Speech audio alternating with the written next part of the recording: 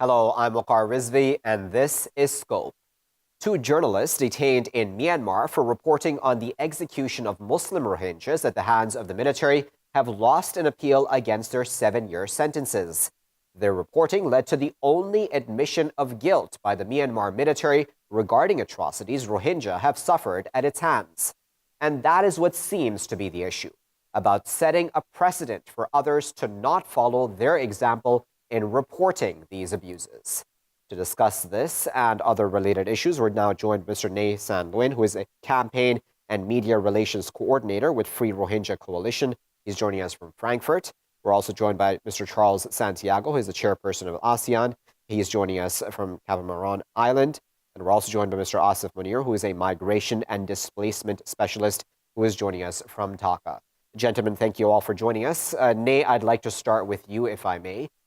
What do you make of this report of the Reuters journalists? Actually, in Myanmar, there are not much journalists who are supporting us. Most of the local journalists in Myanmar are against the Rohingya, but these two, Ko Walong and the Kuchoso, they are very special. They have been covering Rohingya issues since 2016, when the Rohingya women were raped by the Burmese military. And Ko Walong is working for the writer for a long time, and Kuchoso just recently joined. I didn't meet them in person, but I know them very well, and I have contact with them for their report. I could have whatever I can, because I have a lot of contact with the local Rohingya community there. Okay. So this, Myanmar government and the military, they want to hide their crime. The crime they have investigated in the Indian village is just one small example, because after 2017 August 25, there were about 10,000 people were mercilessly killed. Some of them were burned to the ground. Some of them burned alive. Some of them slaughtered, some were shot dead. More than 350 villagers were burned to the ground. So they cooperated with the Rakhine Buddhist villager, and they got the report and with the photo evidence. We don't have such photo evidence except one I got in end of 2016. The police were beating the Rohingya villager. Yeah. That is the reason, they were arrested, because they have uncovered the crime with the evidence. Okay, so let me go to Charles. Charles, as Nather mentioned, this is one of the very few times that evidence has also been unearthed, and in fact, testimonies in these Reuters journalist reports about Buddhist villagers themselves admitting, in fact, that they took part as well in these killings of Rohingya Muslims and torturing their homes. How significant, then, do you think this case really is? One, a very sad state of affairs. I think the reaffirmation of the earlier conviction shows that democracy is dead, rule of law is dead. And what is clear is that the Myanmar authorities do not want any further discussion on the genocide that took place a year ago. And they would like to erase that event once and for all. But they forget that the global community, including leading governments in the world, including ASEAN, is quite upset with what's happening in Myanmar, and quite upset in the way the Rakhine people are being treated, especially the Rohingyas.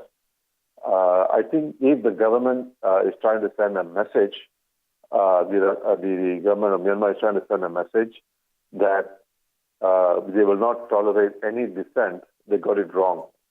I think people are going to get more furious, people are going to get more angry, and people are going to start rebelling. So I think, and already the junta in Myanmar has been very delegitimated, including Aung San Suu Kyi, and this is going to further affirm the view of most people that there is no democracy, no rule of law, and in fact it is military 2.0 that exists in Myanmar. So it's a wrong message for the country, and as well as for the region as well. Okay, so Asif, I wanted to ask you, because this obviously has an effect what's happened where you are in Bangladesh, of course, with the Rohingya coming over the border. They're looking for safety and security and trying to get away from these atrocities committed towards them. What do you make of this case when you're looking at it from where your vantage point is? Yeah, like like the others were saying that it's kind of like a blow in terms of course, there was a media blackout for international media, local media, and like you said, it's a signal, it's a warning. And if I'm not wrong, they were actually also covering some news from the from this side, from the Bangladesh border side as well at some point. Mm. And the Bangladesh intelligence agencies were asked by the Myanmar authorities to report back on that. So there is sort of a heavy-handedness here. At one point, we see that there's a question of denial. There's an issue of denial about what has happened.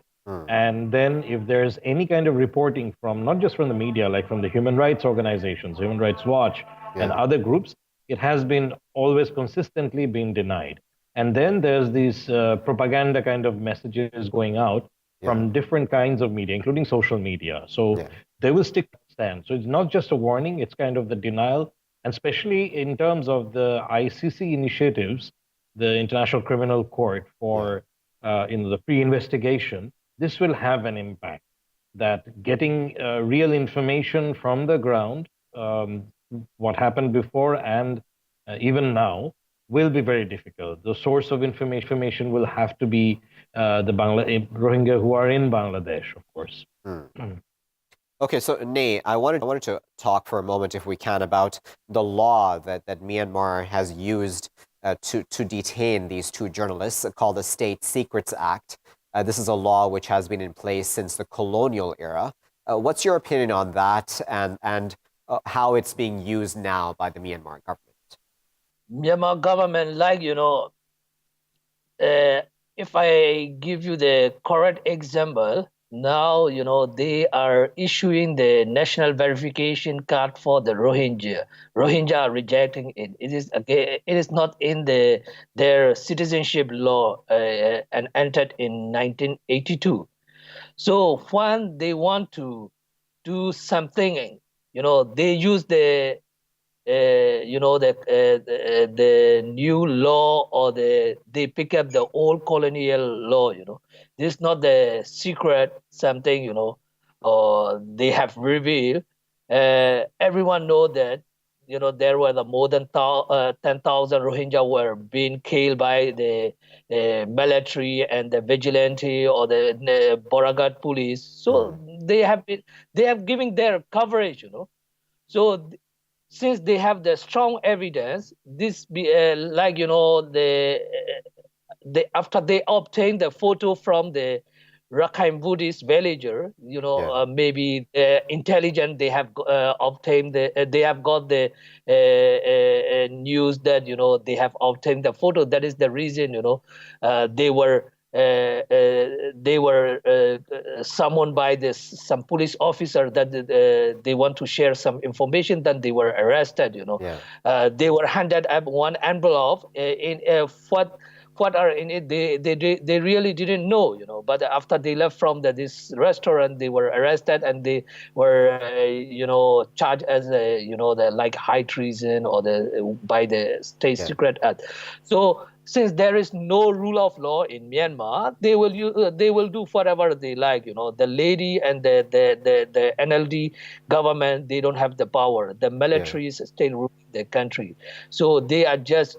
But the lady and the NLD government, they are supporting the military. That is the reason, because there is no impunity against this. There is.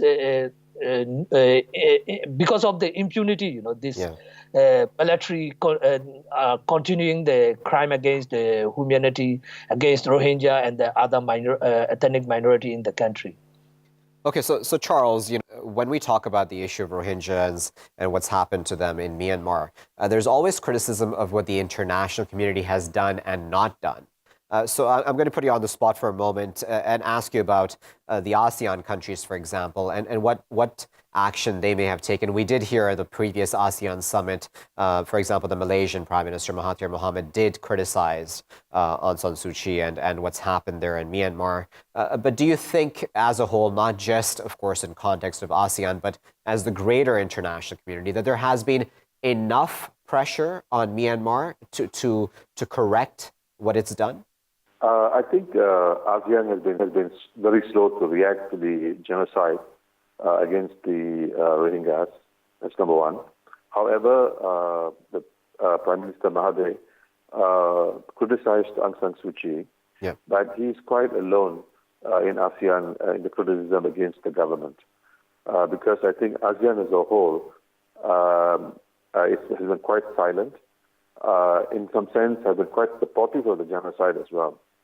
In fact, the arguments coming from ASEAN would be it's an internal matter of Myanmar, which they do not want to get involved in.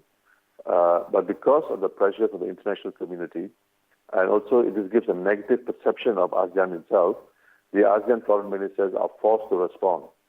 In fact, their response is equally weak, I must say. They're trying to push for the repatriation again. It is a no-brainer, which is a non-starter to begin with. And it's quite clear that the only way the Rohingyas from Cox's Bazar and the border areas to go back would be provide them with safety and security, which is not the case at this time. When I visited Cox's Bazar, I met with a whole lot of refugees who have just come back, and I asked them, do you want to go back to Myanmar? And they said, yes. So I said, what are the conditions for your return? And the conditions is, one, we need safety, we need citizenship. That's really quite important. The freedom to worship and compensation, and their land back, which has been all confiscated. And again, to answer an issue that you had raised, the two journalists uncovered what everybody else has been speaking about. They did not write something that out of the blues. Human Rights Watch said it. The Human Rights Council talked about it. The UN investigated about it, and they are facts. Both the reporters did not say anything that is not true. It is a fact. It has been established and has now been put forward at the UN, and the UN is trying to take it up with the ICC. So I think the persecution against the two journalists is vindictive. It's sending a message to the local community, including journalists in Myanmar, both local as well as international, that if you cross a line, the military will not be nice to you. This is basically the message they're sending. So despite the fact that the international community has criticized the decision against the Reuters reporters, the Myanmar government is still pushing this thing, partly because they are being supported by China. Partly because they're being supported by China, and to a lesser extent by other countries. All right, Charles, I'm going to interrupt you just because we have to go into a very short break. Of course, appreciate you bringing those points up. Viewers will be back with our guests after this very short break. Stay with us.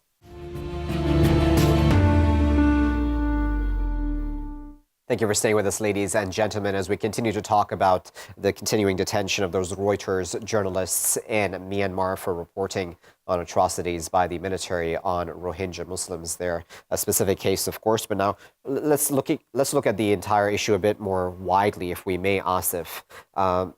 If we now look at the situation and how the international community has responded, what's your opinion about the fact that, as Charles earlier there mentioned, that much of the international community has condemned what's happened in Myanmar, but there hasn't really been action, has there? Why is that, do you think? Like the ASEAN chairperson, he was mentioning that it is seen politically as an internal matter for Myanmar. Even when Bangladesh initiated the process for a bilateral discussion outside the government, there was sort of criticism that it is an international issue. It's about rights, about the identity of this community, and when the rights are not protected by the state, it becomes sort of international responsibility as well. But with the bilateral discussions, at least at these two levels, Bangladesh and Myanmar, there was sort of, again, a backseat by the international community, by mainly, even within the Security Council, that, okay, let's see how it goes. Although it was kind of doomed to fail, because when Myanmar has its own way of dealing with it, it's not going to really work.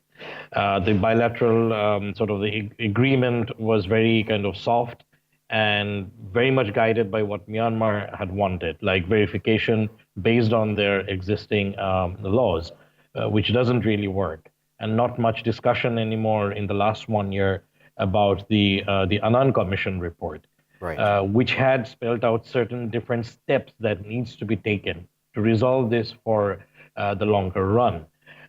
Having said that, the international community probably wanted to say that, yes, we are trying to do something about it. So in terms of the humanitarian aid, humanitarian response, US, UK, European Union, even, from the ASEAN member countries, they have provided support. But humanitarian support versus the human rights issues, that's where the process has been slow. And Right. like it was mentioned even in this discussion, that there's China and there's Russia, so big allies of Myanmar. It's very difficult. Even from the US, again, from the current administration in the US, which may not be very much pro-refugee at the moment, there hasn't been a very big response. Of course, has been a discussion Very at the well. Congress level, Right. but not higher at the political level. Afsan Chaudhry, who's a journalist and analyst, and he's joining us also from Dhaka. Afsan, thanks for joining us. What do you make, Afsan, of the kind of precedent that this case sets for somebody who's been a longtime journalist such as yourself? How do you view the detention of these two journalists simply for reporting on the truth? Well, obviously, as a journalist myself, we know what it means to work under pressure. I think the Myanmar journalists who reported it were extremely brave, but the nervousness of the Myanmar regime is also obvious. And I think in the period when they were reporting and it exposed the military actions against the Rohingya people, it was an international issue. Right now, it is much less of an issue, and despite all the calls made by the UN, this is a half-forgotten issue already. Given that, I think for us who will feel that, yes, it's a very bad situation for the journalists, since it's a Myanmar journalist, not Western journalists, so the call will be very muted. I suppose that is where it will be. I don't think there is any international pressure, significant international pressure for release or doing anything for these journalists. Reuters was involved, and I had hoped, I had written about it, that perhaps this kind of an international agency will have some impact. But clearly the military is so much on the rise, military is so much in control, and the public opinion in Myanmar, which is very important, which is very, very anti-Rohingya, the government is also taking advantage of that. Okay. It helps. Yeah. Let me bring in Nate back into this conversation. Nate, I wanted to ask you, when we talk about Myanmar, the name Aung San Suu Kyi always comes up. And as you mentioned, the lady, as she's called, as she's nicknamed, pardon me. Nate, what do you make of why Aung San Suu Kyi is siding with the military junta when it comes to this Rohingya issue? Why isn't her and her party, why aren't they speaking out more in defense of the Rohingya and against these atrocities? Actually, we supported her since 1988. Rohingya used to be her party member, and my own uncle was the founder of the NLD branch in Budidong Township in Rakhine State. And at the time, they issued from the NLD party, they issued the identity card for the party member. The race and the religion were mentioned. They even used the name Rohingya in the identity card. And 4 Rohingya parliamentarian candidate represented for the NLD in 1990 election. But now they are, slightly denying that, they as if they didn't know the Rohingya at all. And the Aung San Suu Kyi, she is taking side with the military because just to secure her position, because, once the military, anytime military can put her back in the house arrest or just to secure her position. not only again for the Rohingya, but also for the other ethnic minority. She's not speaking at all. There are the Kachin, there are the Shan, there are the Karen. They are also suffering like a Rohingya, but the difference is they are recognized as an ethnic group and that they have the full citizenship. Rohingya do not have such thing. We are also not asking to grant us the citizenship. We are asking to restore our citizenship because we were once recognized as an official ethnic group and we had the full citizenship. So all the she said that she is a politician. She is not the human rights defender. So she is behaving like a typical politician. Nay, I wanted to ask you, because as our other guest mentioned, Nay, and I think you mentioned this earlier as well, a lot of Myanmar's people themselves, people in Myanmar themselves, actually do not like the Rohingya. Why is that, do you think? Because that's a major challenge, is it not? We talk about, the Myanmar government and Myanmar military, we talk about Aung San Suu Kyi, but why do the people not like Rohingya? In Myanmar, the racism is deeply rooted since 1962. And also this Rohingya, since 1992, they are living in the open air prison in the Rakhine State. They are not allowed to travel. They have no in touch with the other community outside the Rakhine State.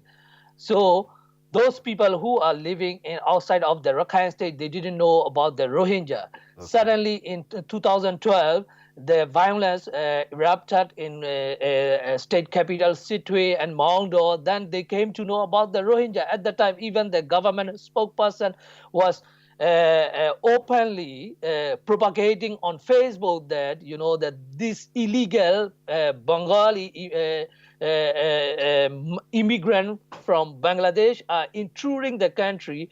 We as a nation, our military are protecting the country. This way they propagated. So the vast majority, they understood that, these people are illegal immigrants, they are just intruding country. Before the 2012, they never heard about the Rohingya because we were isolated from the entire, from the outside of the Rakhine State. This is the way, they view us as illegal immigrant. And there are a lot of evidence, but they are not sharing all this evidence of our existence to the majority of the Buddhists. Okay, very well. So we'll have to leave that final word, Nay. I do apologize for interrupting you, but of course, we appreciate your insight and analysis and, of course, for your time. And we appreciate all of our guests. In fact, let me start from the top by thanking all of them. We were joined there by Mr. Nay San Luin, Campaign and Media Relations Coordinator with the Free Rohingya Coalition, speaking to us from Frankfurt in Germany. We were joined earlier by Charles Santiago, Chairperson of the ASEAN Parliamentarians for Human Rights. We were also joined by Mr. Asif Munir, Migration and Displacement Specialist, speaking to us from Dhaka. And we were also joined by Mr. Afsan Chaudhry, journalist and analyst, who is also speaking to us from the Bangladeshi capital. Now, viewers, this is, of course, a very sensitive topic, this topic of these Reuters journalists who have been detained, sentenced to 7 years for reporting on Myanmar military atrocities against Rohingya, reporting with evidence, with testimonies of villagers themselves saying that, yes, we did kill Rohingyas, we did torch their homes. This seems to have been the precedent that has now been set by the Myanmar government, telling and warning other reporters not to dare to do this ever again. We'll, of course, keep a very close eye on that situation vis-a-vis the Rohingyas and Myanmar here in The Scope. Don't go anywhere, though. I'll be back with our next segment about Brexit after this break. Welcome back, viewers. We're still here in The Scope with me, WAQAR RIZVI. Now, on Tuesday, the British Parliament is set to vote on Prime Minister Theresa May's Brexit deal. This vote was meant to be held on December 11th, but was postponed by May in the hopes of convincing enough to side with her. That seems unlikely, though, but uncertainty still prevails. What will happen on March 29th when Britain is set to leave the EU? And how disastrous will a possible no-deal Brexit be? To discuss all that a bit further, we're here joined in our Lahore studios by Ms. Shaista Aziz, who is a Labour Party councillor. Shaista, thanks for coming into our studios today. We're also joined by Mr. Alex de Ruyter, who is a professor and director of the Centre for Brexit Studies, and he's joining us via Skype from Birmingham. Alex, thanks for joining us. And we're also joined by Mr. Jonathan Fryer, who is a Liberal Democrat politician and is also the Brexit spokesperson of the Party of London, and he is joining us from London itself via Skype. Jonathan, thanks for joining us as well. Shaista, I'd like to start with you, if I may. What do you make of this entire Brexit process? From the outside in, it's truly been confusing for the rest of us who are not Britons. But how do you view what the situation is like going into this parliamentary vote on Tuesday? Well, I think it's confusing for everyone, including the people in Britain. It's dragged on for a very long time. There's a lot of uncertainty in the country. Without a shadow of a doubt, there's a great level of division in the United Kingdom because of the Brexit vote. And, you know, regardless of how people voted, whether they wanted to remain or leave, I really don't believe that anybody wants to see what is currently going on, which is a state of stalemate. Parliament, in many cases, has been reduced to a pantomime. I think there's a lot of, dismay in terms of how the politicians are behaving in the country. Hate crime has spiked. Open racism is very much alive and well in the UK. And for a lot of people, when you make these connections, it makes them feel uncomfortable, but it's a fact. And so what needs to happen now is, I believe there needs to be a general election. I do not believe that Theresa May will get this vote through. It's already been delayed once, as you've already described. And these delays are not getting us anywhere. There's nothing new that's being offered. It's the same old, same old. But I think that people are beginning to run out of patience. Okay, so Alex, what do you make of that? Do you think a general election may be the way to go here? Well, we here at the Centre for Brexit Studies at Birmingham City Uni have certainly been thinking for quite a while now that what is more likely would be another referendum. I don't think there's a majority in Parliament that would vote against the government to bring it down. I don't think the DUP would vote against. I think Brexit Tory MPs would vote against the government when push comes to shove. So I think of the notion of a general election, I think it's more likely we'll have another referendum than that, to be honest. There should be a second referendum, because that has something that's been spoken about a lot, hasn't it? And that's something that the Liberal Democrats have been campaigning for quite some time now.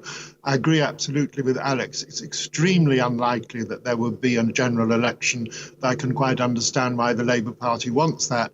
But under our new system that we have now, a fixed-term parliament, that can only happen if 2/3 of the MPs in Parliament vote for an election, and they're just not going to do that.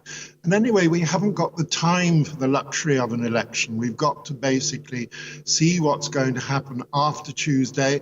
The vote will almost certainly be heavily against May's deal, and therefore she has to offer a plan B by Monday of the following week, according to the timetable. And we believe that basically what should happen is that the government should extend the so-called Article 50, which was the notice to withdrawal. So we have not got that 29th of March date hanging over us like the sword of Damocles, and we have longer and have the possibility to organise a referendum and say to the people, do you want May's deal? If so, okay, fine, we'll accept that result. If not, we should not leave the European Union. But Jonathan, to be fair, before back to Shaista, do you not think, Jonathan, the argument that May has made is a valid one? Why would you hold a second referendum when the British people have already spoken when it comes to Brexit? Well, the referendum in the summer of 2016 was an advisory vote, and narrowly the people said that they prefer to leave rather than remain. But most people had no idea actually what that would entail. And what's become clear ever since then is that disentangling the British economy from 45 years of economic integration with the European continent is a massive task which is going to do huge damage to the economy. So I think it's only fair then to ask the British people, is this really what you want? And as I said, if they say yes, okay, fine, we'll accept that, we'll leave. But I strongly suspect, and the opinion polls suggest as well, that they actually would vote to stay. Okay, Shaista, what do you make of that? Because then the entire concept of democracy and democratic process comes into question, doesn't it, if we were to have a second referendum, or is that not the way it Well, is? I agree with what's being said there. I mean, Okay. I think right now democracy is in a very sorry state in the UK, as it is in many other parts of the world. But part of the problem with Brexit is people were asked, do you want to leave or remain? There was never any nuance behind this referendum. There was no understanding of, if you want to leave, how do you do that? It's not just simply a case of packing your bags and going. It's far more complex than that, as we're seeing. And also lots of, the actual Leave campaign was built on a lot of myths. And one of the most disgraceful myths was around immigration and around migrants, the deeply racist rhetoric around this campaign, which has really contaminated our politics. And so I do believe in a people's vote as well. Yes, I do call for a general election. If Theresa May is not going to be able to move forward with her plans, which she simply won't be able to do, then I think it's only right that the opposition party calls for an election. At the same time, I am someone who's been campaigning for the people's vote. I believe that we need to have a minimum another referendums with some details behind what happens if you leave or remain. And the case needs to be taken back to the British people. And we need to have an informed discussion around what it means to Brexit, because frankly, that has not happened until this point. Okay, that's very interesting. Alex, I'm wondering though, come Tuesday, and all forecasts obviously say that May will lose this vote on Tuesday in the British Parliament. What happens the day after, do you think? Because at this point in time, it's not even actually completely clear if May has a plan B. Will she be clamoring, or do you think she has something up her sleeve? Because, it seems like May is a woman in power who has survived a number of blows to her, hasn't she? Yes, that's very true. I mean, she's shown remarkable resilience, but I think we have to look at the other side of the equation and look at the EU. The EU have made it abundantly clear that they are not going to renegotiate the withdrawal agreement that is on offer. The only thing they are prepared to do is to try and put some more nuanced wording into the future declaration of a relationship to try and give assurances over the Northern Ireland backstop. The backstop, of course, is the issue that's got Tory Brexiters so upset, and, of course, the DUP, who regard it as somehow making Northern Ireland different to the rest of the UK. That's the real sticking point for these people. Nothing in the withdrawal agreement is going to change in that regard. So the amendment passed in Parliament gives the government 3 days to come up with a plan B. There can't be a plan B in that situation. It's either take this deal. If the deal is not taken, then it goes to Parliament to put forward amendments. The most likely outcome there, I think, would be, as I said, a push to have another referendum. Of course, but Alex, to be fair though, wouldn't a no-deal Brexit be just as bad for the EU as it would be for the UK? As in, if May were to go back to the EU and say, listen, I need a better deal to be able to sell that to my MPs, wouldn't the EU really be in a position to say, you know what, we need to come to some sort of a compromise because we don't want a no-deal Brexit either? Well, I think the EU have come to a big compromise in the fact that they extended this notion of a temporary customs union as it was to the whole of the UK rather than just Northern Ireland, in order to avoid any regulatory difference between Northern Ireland and the UK. But in terms of the question, would it hurt the EU as well? Yes, it would. But the rest of the EU is about 7 times the size of Britain, so that the pain is a lot more diluted. And if you take the Dutch government as an example, they fully acknowledge that this will hit the Netherlands, but they have told businesses in the Netherlands to get on and make preparations. Sure. Let me get Shaisa's reaction. I think the issue here is the Brexiteers wanted Brexit at all costs. It's very, very clear there is no plan in place.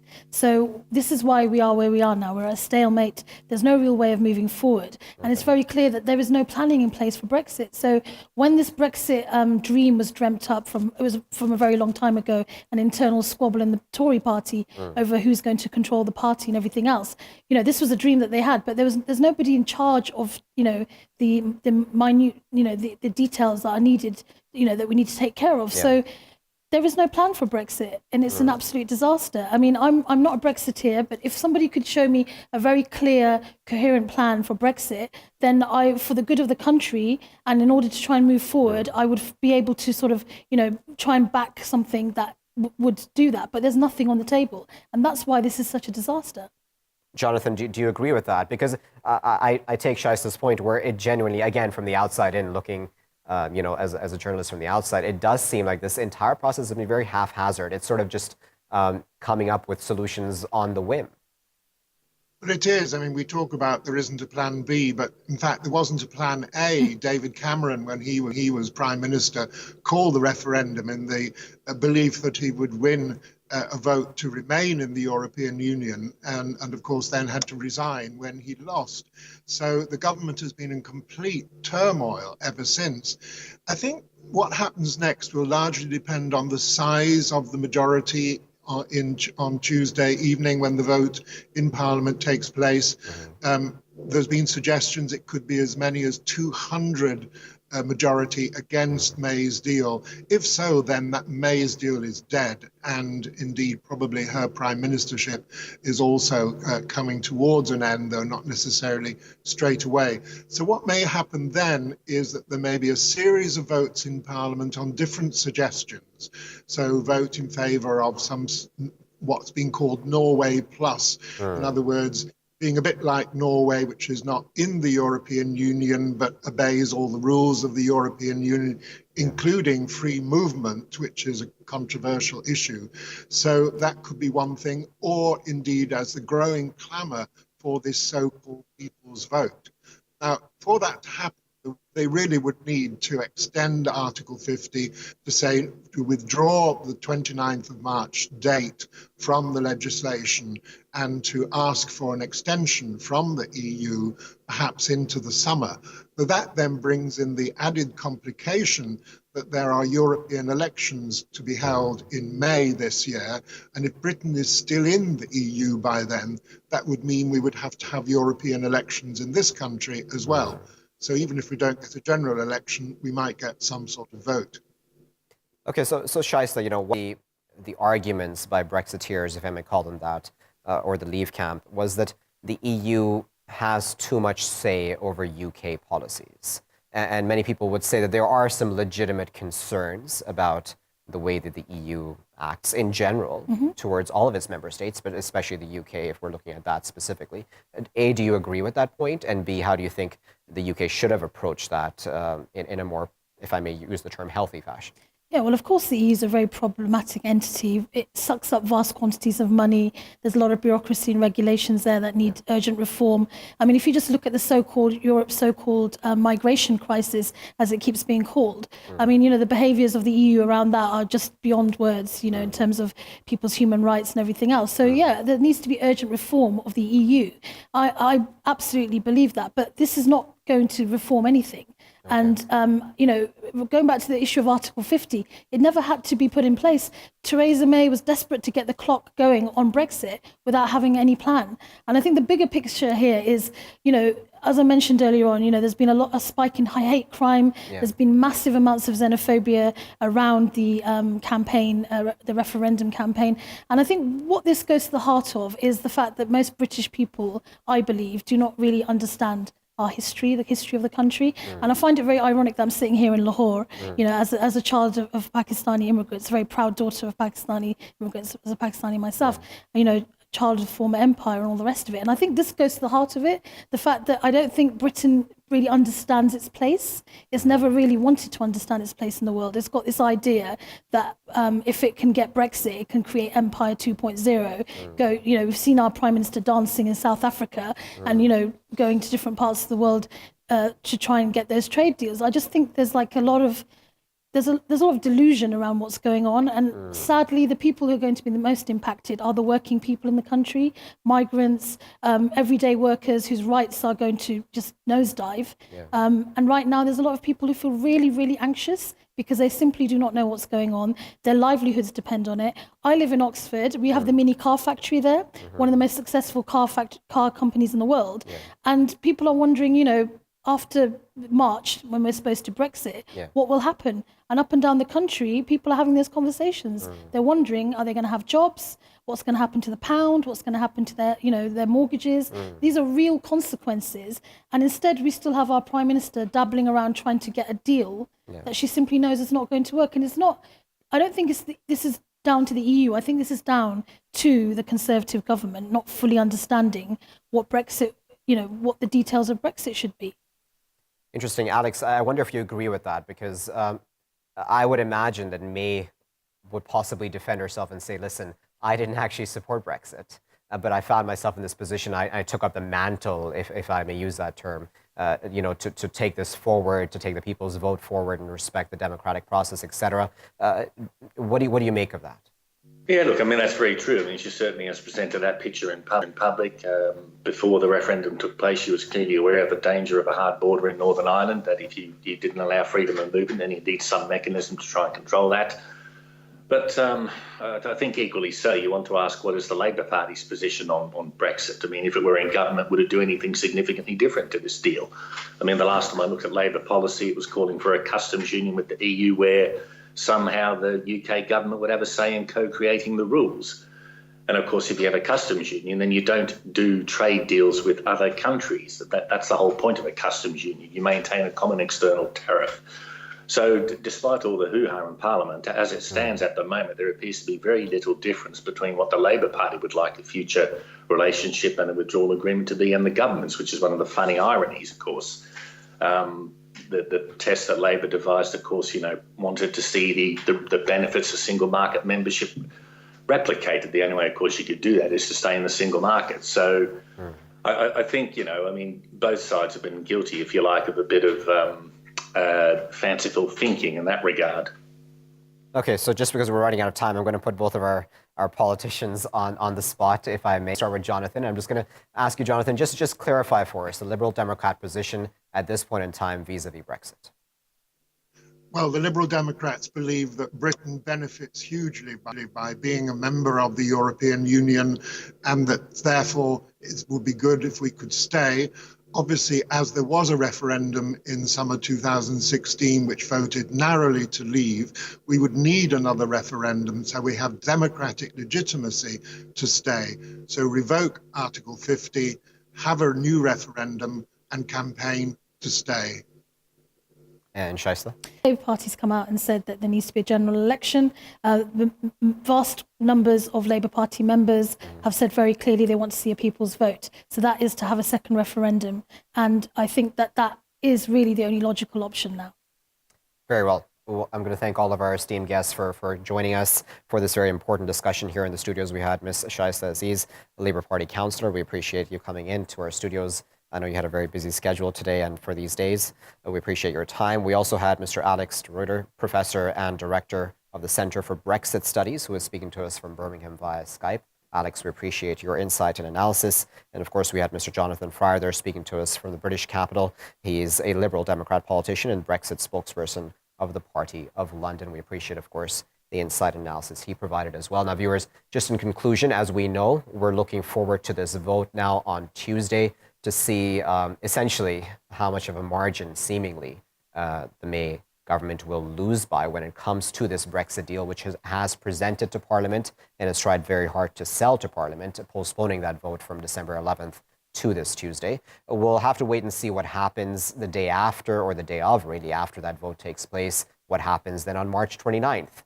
A lot of questions, and no doubt this conversation will continue here in The Scope. But thanks for watching. I've been WAQAR RIZVI.